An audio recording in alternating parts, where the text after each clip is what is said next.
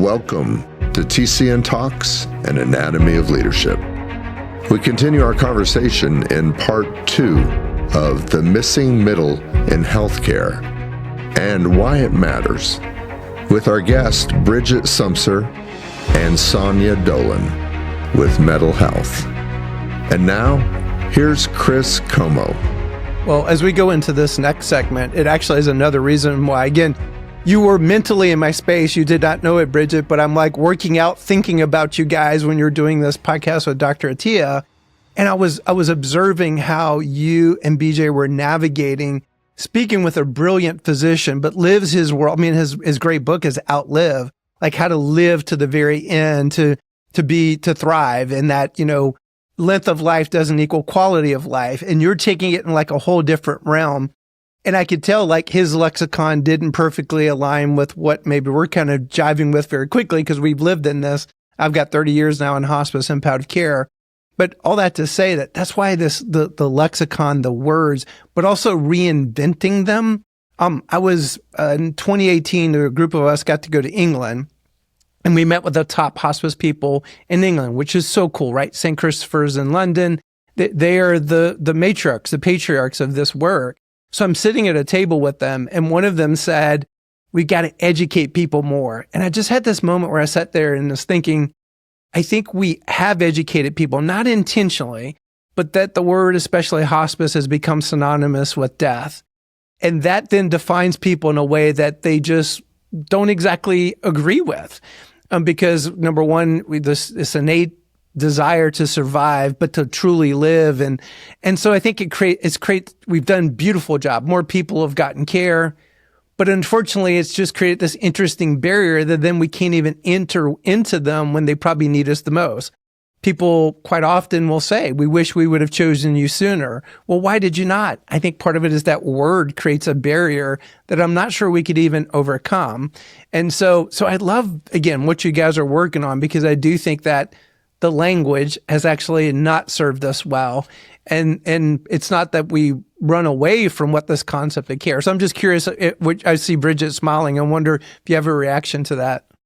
Yeah, you know what it's bringing me back to is I was really, really fortunate to do an interprofessional fellowship after my master's in social work, and studied under Terry Altilio and was highly mentored by her. And I remember one of the physician fellows was putting on his badge, and he had covered up with a white sticker hospice from the hospice and palliative medicine part of his badge, because he was getting such a negative response, right? He was going in to do a palliative care consult, and people were looking at his badge, and the hospice word sunk them, right? And so we got into this whole conversation about, some of our tendency, or maybe not even a tendency, but the temptation to manipulate our own language in order to increase access, right? Oh, okay, I'll leave the hospice part out of my training, or I won't say palliative care, I'll say supportive care, right? Like we've really created some conundrums for ourselves because of the implications of our language. And it's tricky. I think it creates conflict internally. I think it creates confusion for patients and families. And we belabor language intensely, or labor around language intensely. And there aren't perfect words for these things that are cross-culturally appropriate and intergenerationally appropriate. It's just not a possible thing to actually do. Yeah. I'm so glad you said, actually, the name Telias, Dr. Rich Payne, who maybe you guys may or may not know about, who's now passed on, he had a special weekend at Duke School of Divinity at the Dave Thomas Conference Center. And it was hospice leaders from all over the U.S. And this cool thing is he had this blackboard, and he would get on the blackboard, but he started the weekend and he wrote the word Telias on the blackboard. And I'm like leaning forward, and he said, this word means the purpose beyond the purpose. And I wrote it in the little moleskin that they gave us. And when we created now our interesting, unique way that I'm working with nonprofits all over the country, they said, what are we going to call it? I'm like, I know exactly, because it's a really cool way to frame this work. But you also kind of poke on something good, right, Bridget? We're limited by words, but yet as humans, we think in terms of pictures and concepts. And our English language is not as well suited as some other languages in the world that look a little bit more kind of pictorial based. But high five for you guys. We'll keep both wrestling with the language and see forever. Yeah. Let us know if you land on any solutions for that, for sure. It comes up all the time. And what you said, Chris, made me realize that hospice is more synonymous with death than it is with care, which is an issue. That's what we think of versus this is support, this is guidance, this is care for me versus this place is death. This is how I die. Yeah, which I shared with you guys in the beginning of the show, this amazing woman who interviewed me and kind of in my youthful arrogance, I was thinking, this frail elderly woman taught me in just one little statement that we finally reluctantly became hospice certified in '88 was teaching that lesson of there's this broad space of needs. I mean, she was like a huge fan of Kubler-Ross, went to some amazing conferences, went to the very first hospice in America, actually was one of the first in North Carolina. She was just a dynamo. And she foresaw this in 1978, actually, some of these challenges we're wrestling with today. So anyway, I could go on and on about that. So good segue. One of the critiques of modern healthcare is that it treats dis-ease, but not the human experience of illness. What kinds of needs do you guys find patients and families have that the current healthcare system doesn't address? So where are those gaps that you're addressing? It's like big breath because there's so many. I think we could go down so many roads with this question, but I think, and Sonya knows that this is sort of my bend. I feel like we do not do grief justice, right? We have, and it's part of why we think about illness, grief, and dying is that we have landed grief on the other side of death. Right? We have sort of packaged it as the response to a death, to bereavement. We've made grief and bereavement synonymous. And I think that what we know about the experience of illness and bodies changing is that even before diagnosis, this is a grief process because something is different. And maybe we have the language for it, and maybe we don't, and maybe we get more precise in our understanding about what's happening. But it kicks off perpetual change, and that might come rapidly. It might come over a decade. It might be highly anticipated. So I think a lot about the way in which we serve the folks that come to us as a grief intervention and as a fundamental responsibility that we have to increase grief fluency in everyone, right? So that we can recognize, so many times I've had the privilege of teaching grief, loss, and bereavement to social work students. And these beautiful, often young folks come to class and they're like, I don't know anything about this because I don't know anybody who's died. And my response to them is open the newspaper and read one headline and tell me what you feel in your body. That is a grief response most of the time, right? And if we could collectively enhance how we identify grief, how we give ourselves space to express it, to share it with one another, culture would change massively, right? So I think of a lot of this as grief work. And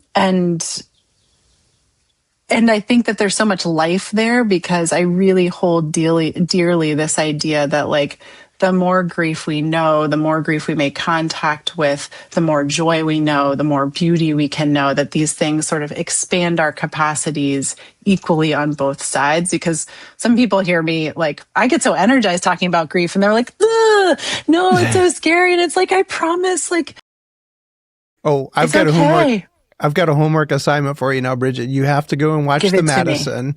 I'm going to binge it tonight. Yeah, you're going to have to binge it tonight and let me know what you think. Because I think in some respects, they did a brilliant way of, like, I love your analogy, go read the newspaper. But they do such a beautiful storytelling and suck you in with the characters. The setting is amazing. In fact, my wife will not watch a show if she knows the end is bad. this is one she binge watched, which with me, and she even told someone else, I usually don't like sad shows, but it just sucks you in a beautiful way. And there's several storylines throughout that are basically introducing you to their grief. I think this is also the beautiful thing about the zeitgeist of the moment, which is that there's a lot of stuff out there. A lot of people are trying to get personal story and fictional story out into the world to say, like, this is happening. Yeah. It's happening collectively, wherever you sit politically, even just in the wake of the pandemic, right? We all had this massive grief experience, this massive loss experience, even if no one you knew died, because of the radical nature in which our lives changed for a period of time. And we still haven't made sense of that. Like, we haven't found collective language to talk about what that was and how we adapted and adjusted and how scared we were and how it continues to inform our lives. Like, we all have current proximal experience to this. Yeah. And I think, what Bridget's pulling out about the grief piece applies to your question, Chris, about treating the illness versus how we kind of think about the person as the center of the care versus the illness. So I think about it often of like, you could have 73-year-old woman who's had children, who's seen her grandchildren, who's watched everybody get married, has had a beautiful marriage, receive a stage 4 cancer diagnosis. Her griefs of what she's going to miss in the rest of her life, what she hasn't done, are very different than 29-year-old mother with 2 young children who has much life to live. Those griefs are completely different. The things that they are going to think about, the losses, are different, and those losses need to be tended to differently. While healthcare is saying, I'm going to treat your disease. Your disease is the same. You both have the same disease. I'm going to give you the same treatment. This is how we treat your cancer. And there needs to be a place for people to come with their unique experience and griefs so that we can tend to those as well. So that's kind of the opposite of how we see it. Good deal. Well, I definitely want to ask you this. And good thing is our show's really gotten traction over the past year. So there are a lot of people listening, and I really do listen to feedback and listen to the kudos, but also listen to the criticisms. And there are a lot of our listeners that think that my job is just to affirm hospice. I love the hospice model. I've grown up in this model. I love what Bridget said in the first part of the show. There's so much of positive impacts now, even from healthcare, that we have impacted, like team-based care and things that we really were the pioneers in. But I think you guys you're addressing some of the gaps that maybe we never could have anticipated. So from what you're seeing on the ground, what lessons might leaders, and we got a lot of good people at the actual bedside listen as well, what might they learn from a model like Mettle Health? Kind of speak to them a little bit. That's such a humbling question. Yeah.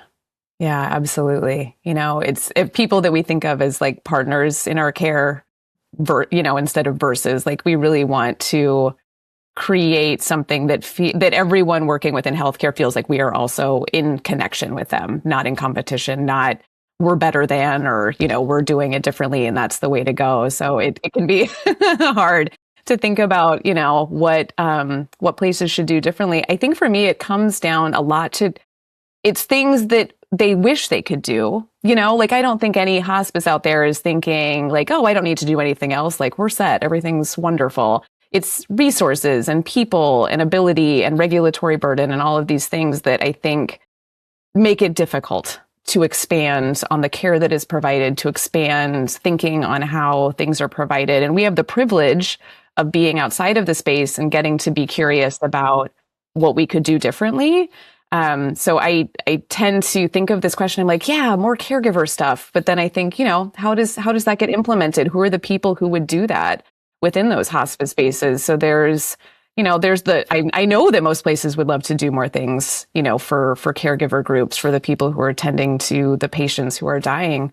And it's hard. So I just want to recognize that too, is like, we get to make this thing that the way that we want to, because we're outside of the healthcare system, but there's a lot of regulatory and restriction within that makes it difficult. I think, I've thought about this story you've shared a few times about this woman who sort of hesitantly made her hospice in 1988 on some level, like a verified hospice. And I imagine that part of what they had to give up in that process was the way in which original hospice teams jumped into the Jeep together, right? Like Ira Byock has all of those stories, went to the house and folded into community, folded into family, right? And I think hospice is overwhelmingly the best benefit and entitlement that Americans have healthcare wise, I think. And it's not what we need, right? We need community. Like dying happens in community. Dying happens with many people from different stations of life wrapping around a person, wrapping around a family, wrapping around a couple. Hospices are not positioned to do that, right? So I think, and honestly, Mettle's not positioned to do that, because what we need to do is sort of re-stitch together the way in which this is a community happening, that it's held in community, it's recognized in community in perpetuity. And so I think all of us need to be thinking about, how does every single person start to build the skill and the capacity to show up for one another? Right. Because hospice will have its place in symptom management, in education, in beautiful support. And what happens in between? It also won't be us, right? We will be a layer that helps to weave the in-between together. But the in-between happens with moms from school and folks from church and your next door neighbor and your upstairs neighbor that realizes you haven't left your house in a couple of days. Like that's where the bulk of care will come from, especially in the coming decades with the sort of population demographic change. And that's the work we need to do together. Yeah, well said. Again, I'm so glad we've done this show, because my theory was that, in fact, we had Dr. Byock on right before Christmas, and it was like meant to be a gift to the hospice and palliative care field, almost like just Dr. Byock speaking to the field, because as you know, he's very concerned. He wrote the strategic framework out of that care and just zealousness that we need to make sure, because there's some warning signs where this thing is not going in a good way. But you also just brought something to the surface, Bridget, that I'm realizing in a moment. I may have been raised in a hospice that we believed part of our job was to stitch the community, not in an arrogant way, but in a humble way, that we're a facilitator of sorts of that. And I just realized that it's just part of the way I think in a lot of the hospices we work with. Again, it's not from this arrogant space. It's just more of a space of this event of someone's demise. It does bring people together, unlike many other things in life. And actually, again, you're really going to want to go watch the Madison, because they do depict that part beautifully. It's rough to get there, but if you stick through it, you start to see like death does break through barriers that things in life just don't help us come together in certain ways. And then there's societal things now that our community is disintegrating in many respects, but there's something about death that creates a necessity that people in a good hospice, especially the ones I'm fond of, community-based nonprofit hospices, can be like conductors of the orchestra in certain ways for that to occur. And I never realized till this moment that lady who was the matriarch, that was part of her ethos that she believed. And she like put that kernel in that culture that I later inherited. Now there's another amazing CEOs taking it forward. But I do think a lot of community-based hospices, but you're also poking on, there's some warning signs, because there's a lot of the regs and the no margin, no mission stuff that has pulled people, I think, away from that. Are you kidding me? I got documentation issues and EMR issues, and I got 20 patients I got to go see, and this dude's talking about community. Totally. I mean, the pressures are really real. And I appreciate your nod just back to like, this is the stuff of what many hospices still are, and what hospice was meant to be, which is like the sort of interstitial mending. Yeah. And the other thing that strikes me just talking to you two ladies, that Dr. Byock actually said, I can't remember what year it was, in the early days of hospice, they had like almost like a retreat. It wasn't a true conference in Colorado. And they were sitting around the campfire envisioning a day that there would be textbooks and people actually specializing in this. And like now, right, but then the thing that was kind of hitting me when I was listening to him is, what are we dreaming about? And I feel like you are poking on, that spirit of dream and innovation is what's created this thing. And you're not coming at it from a standpoint of, well, this is wrong. You're just seeing a need, where there are gaps. So here's a good segue to, as we're going to land the plane on one of our final couple questions. Fast forward 10 years from now, what would success look like? How would you hope the landscape of serious illness care evolves so people get the kind of care that Mettle is providing? Yeah. Ooh, so many. I mean, I can speak to like the Mettleness of it. And then there's our entire society of it. Like, I hope that we become a space where people go just to get a hit of support and accompaniment in whatever way feels appropriate for them. Like, I would love to be known as the space where whatever you might be coping with, that this is a safe spot to go, to get information, to get help, to talk to someone else who understands it, and to feel like you have a place to go to do that this is just recognized as a spot to go talk about mortality, to talk about the stuff of life and death, that this is a safe space for that. And to Bridget's point about a complete change in society around communities and people, that we can help influence those people who come to us to also speak to their friends and their family and their communities and start to build what we were talking about earlier, a lexicon, a vocabulary, a shared experience, that this is a human experience. This is not a medical experience, and that we can show up for each other in these moments in ways that feel really, really beautiful and helpful. And it can look like sitting next to somebody and not saying anything, that there is not an insane intervention that needs to happen, that our humanity and how we show up for people is actually a quote unquote intervention, that's something that everyone can do. So to envision a world, a United States where this isn't understood, like there are griefs everywhere. There's grief everywhere. There's loss everywhere. And we can show up for each other and support each other in that. And then just, across infrastructure, I would love a day when death doulas are much more integrated into care, and that places like us who operate as a virtual accompaniment space can point to more support in someone's geographical area and say, great, we're going to talk about this here. And then this is how you can get this care into your home, that there's more of that there's more stitching together as places like hospitals close and clinics close. Who are going to be these people who hold you in those illness moments, in those end of life moments, in those grief moments? So there's other, places that are building this type of care. And my hope is that we as palliative hospice mortality people can start to link ourselves more versus being different silos, and start to build, like a quilt of connection for everyone, where they understand where that connection is available to them. I'm so curious about the next decade.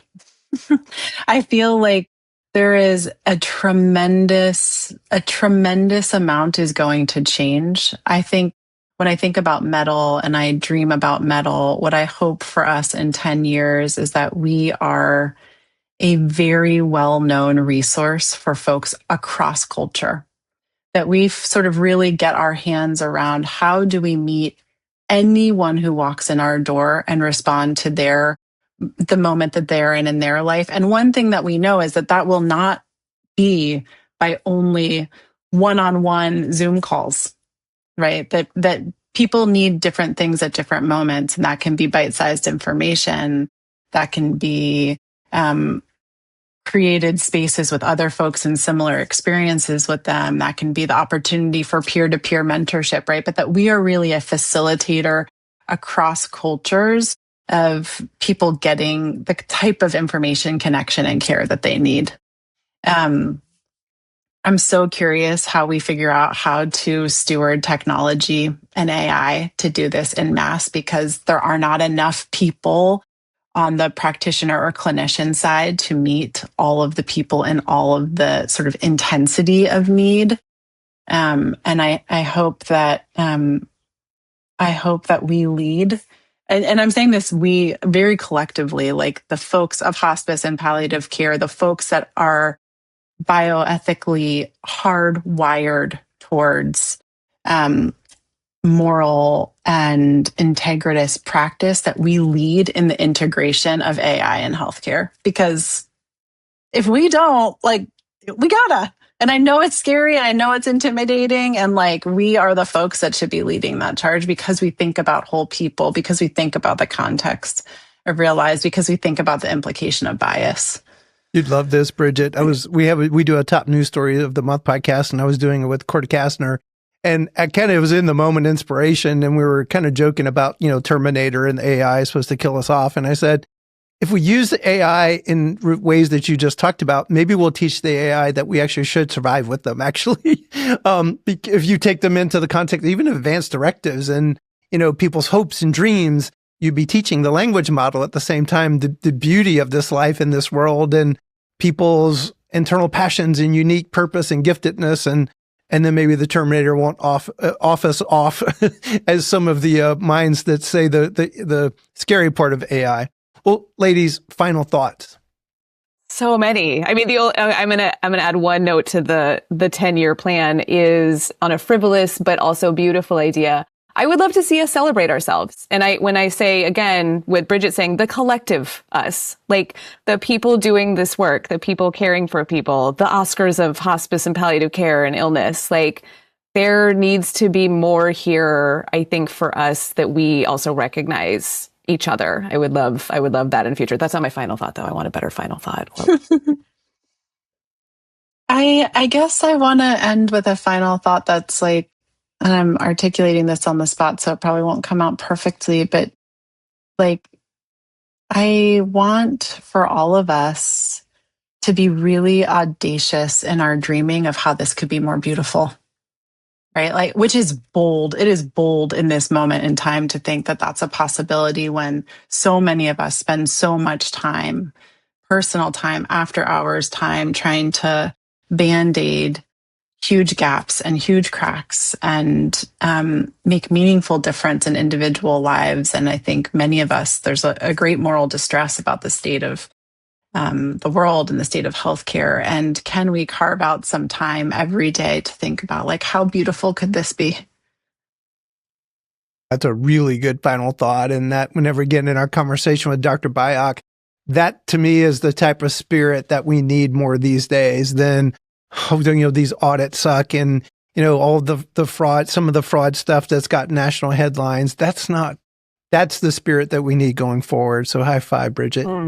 Sonya, any other final thoughts? Yeah, I think my final thought, and I'm going to represent the people who aren't clinical people here, as someone who doesn't come from a healthcare background, is the reason I have come to love hospice and palliative care so much is because much of what I see coming from those practitioners and clinicians is stuff that any of us can access, that it's about conversation, it's about accompaniment, it's about meeting someone where they are, it's about seeing them, hearing them, and witnessing them.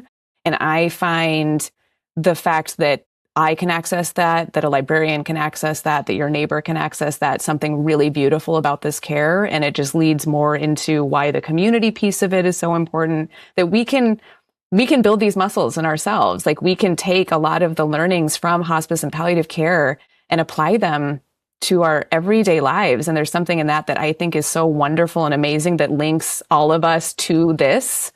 So that's my final thought, is just someone who comes at it from a non-clinical background is beautiful because it's there for each of us. We can all learn to accompany people in a different way, to make space for the hard stuff, to sit with them, to help them cope. And we can all build additional muscles in the process. Like we all get to learn from each other. So yeah. Well, thank you, ladies. I really enjoyed this. Thank you. Tell BJ I said hi and thank you for giving both of you the time. To our listeners, we want to thank you. At the end of each episode, we give you a quote, a visual. We actually call it our brain bookmark. The idea is to be a thought prouder about our podcast subject to further your learning. We're going for a brain tattoo. We're hoping that it sticks. Please be sure to subscribe to our channel. We're also going to ask Bridget and Sonya any links they want to include. We're going to include those as well. Tell your friends, your family, your coworkers about our podcast. It's easy for us to rail against the world and be frustrated by things. Let's be the change that we wish to see in the world. I feel like that's what Bridget called us to with her final thoughts. So thanks for listening to TCN Talks, the Anatomy of Leadership. And here's our brain bookmark to close today's show. The most meaningful care happens in the in-between moments, by Bridget Sumser. We're not here to fix you. We're here to help you build the muscle to endure, by Sonya Dolan.